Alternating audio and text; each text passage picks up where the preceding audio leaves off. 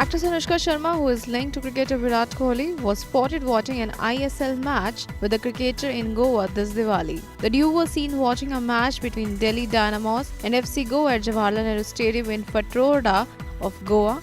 It seems that the duo don't feel shy to be clicked together. Must say the two are looking very nice together. Virat is also the co-owner of Goa-based ISL franchise FC Goa. On professional front, Anushka will be next seen in Imtiaz Ali's directorial The Ring opposite Shah Rukh Khan.